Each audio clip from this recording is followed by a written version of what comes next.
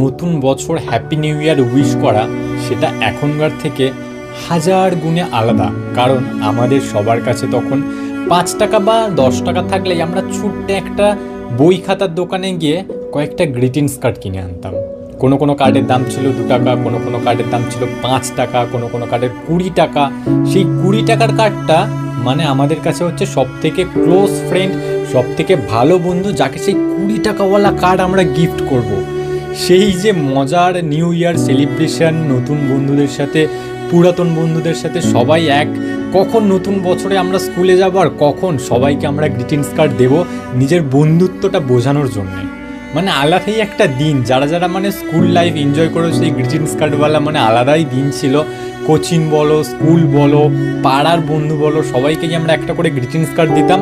সেটা 2 টাকার হোক বা 5 টাকার, সবাই কিন্তু সেটাকে যত্ন সহকারে বইয়ের ভাঁজে রেখে দিত যে না, এটা আমার বন্ধু দিয়েছে নতুন বছরের উইশ, ওকেও তো একটা দিতে হয়। সবাই সবার জন্য বেশ ব্যাগ ভর্তি করে যার যত টাকা জমিয়ে সেই দিনে কিন্তু পুরো ফুতুর করে দিতাম। এখন যেটা তোমরা মদ ভটকা এগুলোতে ওড়াচ্ছ, আমরা তখন সেই গ্রিটিংস কার্ডের পেছনে ওড়াতাম। কে কত দামি গ্রিটিংস কার্ড নিজের বন্ধুদেরকে গিফট করবে, তার বন্ধুত্ব তত বেশি। মানে এটা একটা আলাদাই মজা। তোমরা যারা কয়েক বছর আগে স্কুল লাইফ এনজয় করেছো, মানে আমাদের জেনারেশনে আমাদের সময়ে, তারা তো জিনিসটা জানোই। মানে এটা একটা আলাদার মজার বিষয়। আর যারা জানো না তাদের জন্য ভিডিওটা বানালাম যে আমাদের সময় আমরা নিউ ইয়ার এইভাবেই সেলিব্রেশন করতাম। সেই আনন্দটা সবার সাথে শেয়ার করার নয়, মানে সেই অনুভূতিটা আলাদাই একটা।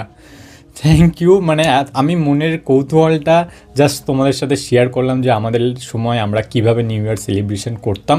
আর এখন আমি একটা ভিডিও বানানোর জন্যে গ্রিটিংস কার্ড কিনতে মানে সারা গড়িয়া প্রায় হাফ কলকাতা ছাক মারা হয়ে গেছে। কোনো জায়গায় একটা 2026-এর গ্রিটিংস কার্ড আমি পেলাম না।